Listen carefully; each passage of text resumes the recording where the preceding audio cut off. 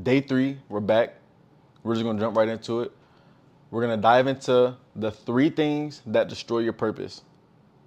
These are in no particular order. These are just the 3 things that I've really thought about that truly destroy people's purpose, that keeps people stagnant in life, and ultimately keeps people from never really growing into what they could really be. Okay, so that first thing is gonna be comparison and envy. Have y'all ever heard the saying, comparison is the thief of all joy? Or is it comparison is the thief of joy? It's one of those two. But point is, you get what I'm trying to say. Comparison is the thief of joy, right? Like all the things that you have, all the things that you should be grateful for, all the things that we should be grateful for, actually. When we begin to look at other people's lives and we begin to compare ourselves to other people, we begin to compare our lives to other people, our accomplishments to other people's, even our families to other people's. I mean, it sounds crazy, but it's like, I feel like a lot of times we as people, especially in this day and age, we get caught up in comparisons.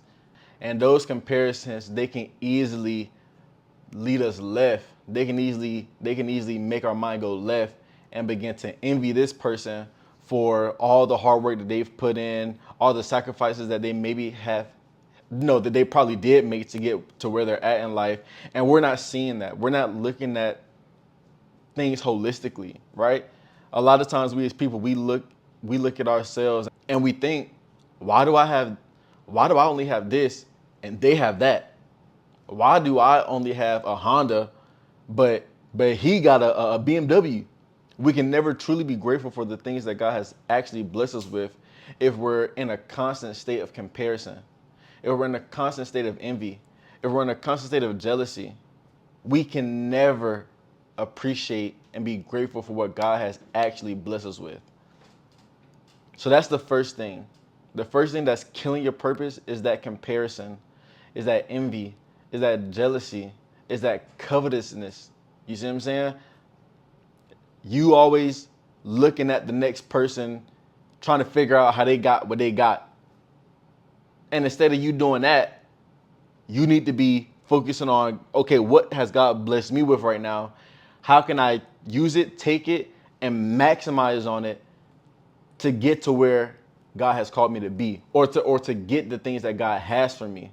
You see what I'm saying? To achieve the things in life that I know that I can achieve if I just take the skills, the talents, the gifts that God has given me and making it work for me in this current season of my life.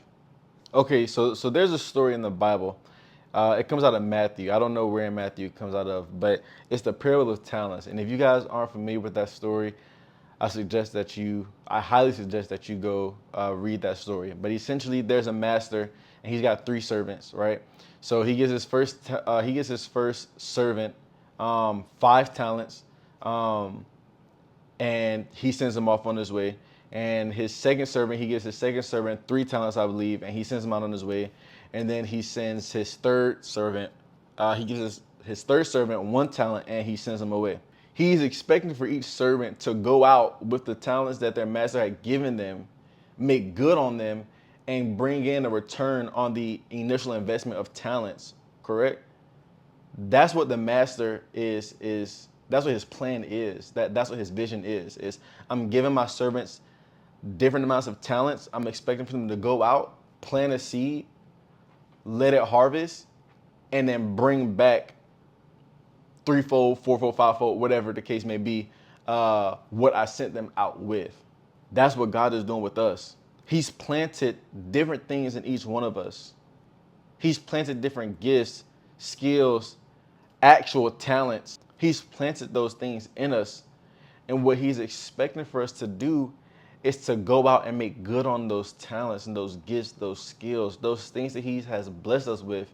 He's not just expecting for us to be like the third servant who just buried the 1 talent that he had, just buried it in the dirt. And then when it was time to bring back a harvest for the seed that the master had gave, he was only able to bring back that same talent that he was sent out with.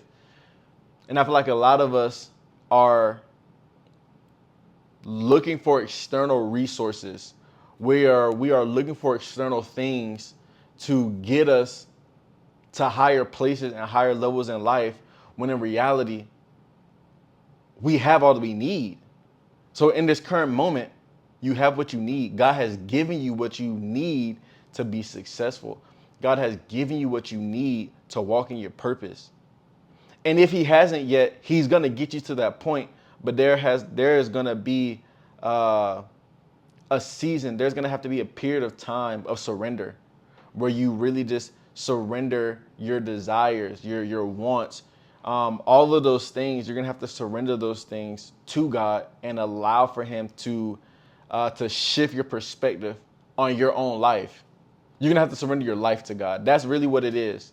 You're gonna have to give up all of your selfish desires. And even if it's selfish, not in a way of like, you're not trying to be malicious or anything like that, but at the same time, like, you kind of want to live for yourself. So like, you acknowledge God, you acknowledge Jesus, you acknowledge the sacrifice that he made for you. But in the same token is like, okay, God, I believe in you and I know you did all these things for me and, you know, for humanity. But at the same time, it's like, I want to do this. I want to live here.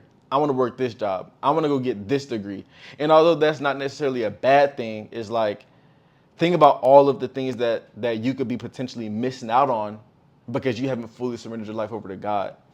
Do you not know and do you not understand, or do you not believe that God has greater plans for you than what you have for yourself? So even in the things that you have desires to do, again, they may not be bad things, but if you have a desire to see your life one way, do you not understand or do you not feel like God has a desire for your life to be way better than what you want your own life to be? Like, he is your father, like, he is your creator. Do you not think that he wants more for you than what you want for yourself? I'm not trying to step on nobody's toes. I'm just saying, you just got to start to think about it that way. Allow for your mind to be transformed like the word of God says. You're going to begin to see things a lot differently. Second thing that destroys your purpose is fear of failure. I'm going to say that one more time. The second biggest thing that kills your purpose is fear of failure. It sounds cliche.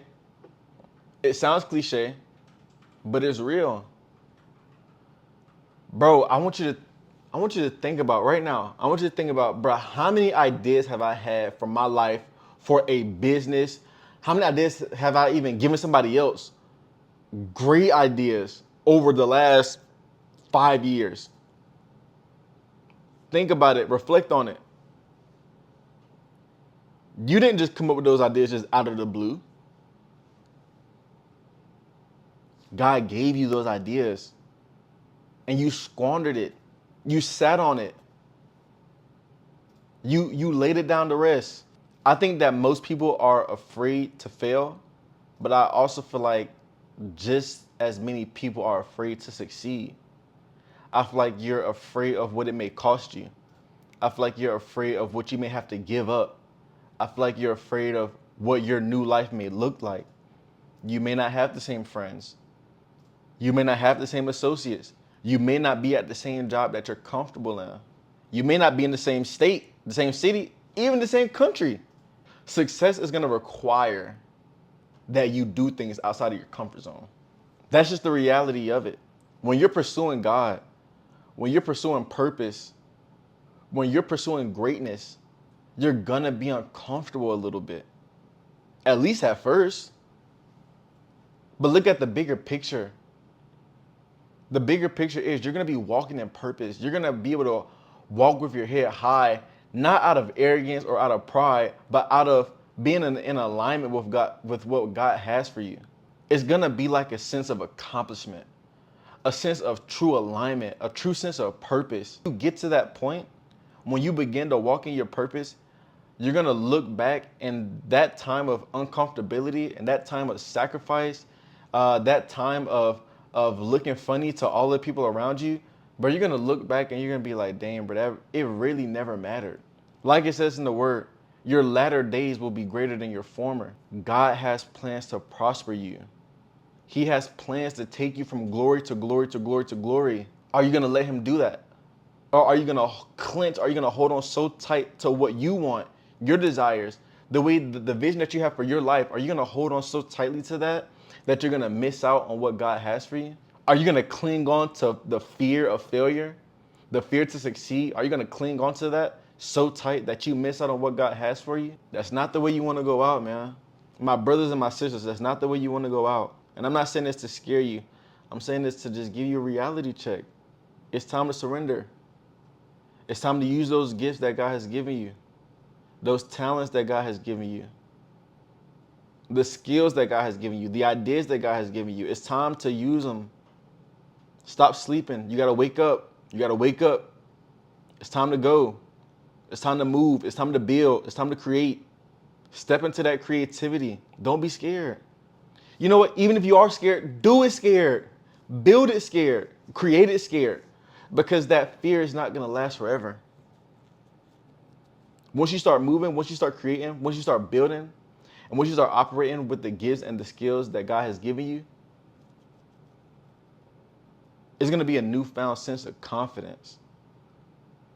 Not in yourself, but in God and who He created you and who He called you to be. So walk in it. Build it, create it, start it. It's all up to you. The ball is literally in your court. God has given you everything you need. The ball is in your court. The third and final point, I honestly feel like this is probably one of the bigger impacts on purpose, but this is a true purpose destroyer, and it's living on autopilot. Let me dive a little bit deeper into what I mean when I say living on autopilot. If you find yourself in a work, sleep, repeat cycle, like your day-to-day just goes on and there is no real thought, there's no real effort, there's no real purpose in what you're doing, like you're kind of just like doing this day-to-day like out of like a habit, out of like a routine, like just like a standardized routine, that is a sign that you're living on autopilot. Avoiding change.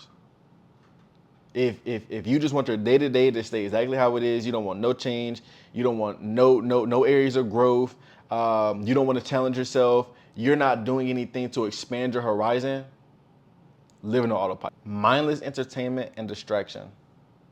Your days are filled with doom scrolling on TikTok, scrolling on Instagram, YouTube, whatever your fix is. Just staying stuck on that screen, staying stuck on that, and not willing to make any changes, not willing to deviate from that, living on autopilot. Not setting or revisiting any goals that you had set up for yourself. You're living on autopilot. All the dreams, the goals, the visions, bro, if you're not steadily looking at those things, reminding yourself that, hey, these are things that I set up for myself. These are goals that I have set for myself. These are things that I feel in my heart. These are the desires that I have for my life. If you're never revisiting those things, if you're never planning on how you're going to accomplish those things, there's a good and a high chance that you're probably living on autopilot. If you're struggling with any of these things, if you're struggling with discovering your purpose, you're in the right place. I'm here to help you. That's what this whole series is for. I'm not making these videos to step on anybody's toes. I'm not doing this to step on nobody's toes. I want to see everybody succeed. I want to see everybody succeed. I want to see everybody walk in their purpose. I'm walking in my purpose. I'm helping people out around me. This is what I've been called to do. I've been called to teach, and I want to help you find your purpose. So if you enjoyed today's video, if anything from today made sense, please drop a like, comment, subscribe. If you got questions, drop it in the comment section. Again, like I always say, you guys can DM me, email me, ask whatever you want to ask in the comment section. I'm going to answer. I'm going to get to it. I hope this video blessed you guys, and I'm praying for you guys. Peace.